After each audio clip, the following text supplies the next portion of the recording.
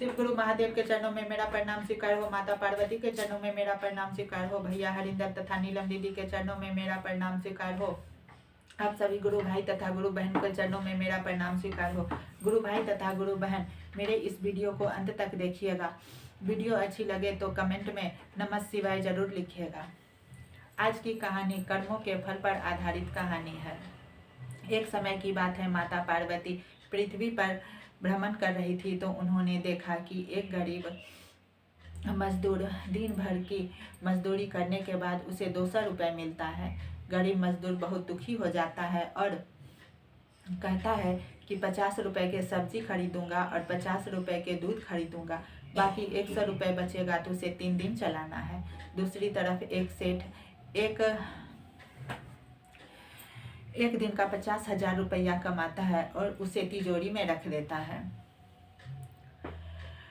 माता पार्वती कुछ आगे बढ़ी तो देखती हैं कि एक कपड़े की दुकान में एक औरत 50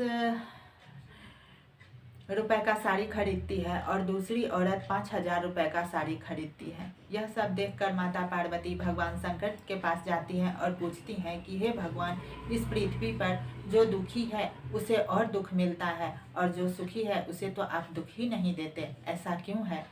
तब भगवान शंकर बोले कि हे पार्वती, आपको ये सब प्रश्न का उत्तर पृथ्वी पर जाने के बाद ही मिलेगा। तब माता पार्वती और भगवान शिव पृथ्वी पर आते हैं। वहाँ देखते हैं कि रास्ते में एक गरीब आदमी अपनी पत्नी के साथ रास्ते में जा रहा होता है। वह अपनी पत्नी से कहता है कि हम लोग इतने गरीब क्यों हैं, न जाने किस जन्म का कर्म का फल हम इस जन्म में भोग रहे हैं। हमारे पड़ोसी तो इतने अमीर हैं। तब उसकी पत्नी बोलती है कि सबके पास सब कुछ नहीं होता है जी, जब भगवान चाहेंगे ना तब हम भी अमीर बन जाएंगे। तब माता पार्वती भगवान शिव से कहती हैं कि ये दोनों अपने गरीबी से कितने दुखी हैं, आप इनको धन दे करके अमीर क्यों नहीं बना देते हैं? तब भगवान शिव बोलते हैं कि अभी इसके जीवन में अमीर बनना नहीं लिखा हुआ है, यह अभी अमीर नहीं बन सकता है, लेकिन आप कहती हैं तो एक पोटली में धन रख करके मैं इसके रास्ते में रख देता हूँ। यदि इसके भाग्य में होगा तो ये धन जरूर लेगा और इसके भाग्य में नहीं होगा तो ये धन नहीं ले पाएगा।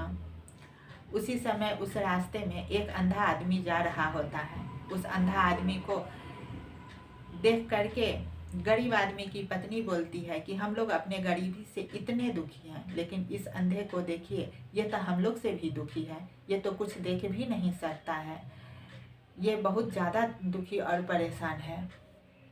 एक बार इसकी दुखी और परेशानी को हम लोग भी महसूस करते हैं। हम लोग भी आंख बंद करके आगे चलकर देखते हैं कितना दुख और तकलीफ होता होगा। दोनों पति पत्नी आंख बंद करके आगे बढ़ जाते हैं और पोटली में रखा हुआ धन वहीं रह जाता है। तब भगवान शिव ने माता पार्वती से कहा, देखा पार्वती जी, आपने इसके भाग्य में अभी अमीर बनना नहीं लिखा हुआ है, तभी तो यह धन से भरा हुआ पोटली यहीं छोड़ करके आगे बढ़ गया। माता पार्वती और भगवान शिव आगे बढ़ करके एक गांव में जाते हैं और वहां अपना डेरा जमाते हैं। माता पार्वती कहती हैं कि अभी हमें कुछ समय पृथ्वी लोक पर ही रहना है, तो अभी आप खाने बनाने के लिए कुछ सामग्री बाहर से ले आइए, तब तक मैं घर में चूल्हा बनाती हूँ। माता पार्वती चूल्हा बनाने के लिए उस गांव में जाती हैं जहाँ माता पार्वती रहने के लिए आई हैं। तो वहाँ एक टूटा फूटा घर मिलता है माता पार्वती को, जिस घर का रख रखाव अच्छे ढंग से नहीं होता है। वहाँ से माता पार्वती ईंटा लेकर आती हैं और चूल्हा बना करके तैयार कर लेती हैं। तभी भगवान शिव खाली हाथ आते हैं। तो माता पार्वती कहती हैं कि अरे आप खाली हाथ क्यों आए हैं, खाना बनाने के लिए क्यों नहीं कुछ लेके आए हैं? तब भगवान शिव माता पार्वती से कहते हैं कि अब खाना बनाने वाले सामान की कोई आवश्यकता नहीं है। हम जिस प्रश्न का उत्तर जानने के लिए पृथ्वी लोक पर आए हैं, उस प्रश्न का उत्तर तो आपने खुद दे दिया। तब माता पार्वती कहती हैं कि कैसे? तब भगवान शिव कहते हैं कि आप ये चूल्हा बनाने के लिए ईंटा कहाँ से लाई हैं? तब माता पार्वती बोली कि बगल में एक घर था, जिस घर का रख रखाव अच्छे ढंग से नहीं हो रहा था, वहाँ से मैं ईंटा लेकर आई हूँ। और तब भगवान शिव ने कहा कि यहाँ तो आस पड़ोस में और भी सुंदर सुंदर घर हैं, आप वहाँ से ईंटा निकाल सकती थी और चूल्हा बना सकती थी, फिर इस टूटे फूटे घर को में से ईंटा निकाल करके और इसे तोड़ दी हैं। तब माता पार्वती कहती हैं कि जो घर सुंदर लग रहे हैं, उस घर का रख रखाव अच्छे ढंग से हुआ है, तो उस घर से मैं ईंटा कैसे निकाल सकती हूँ।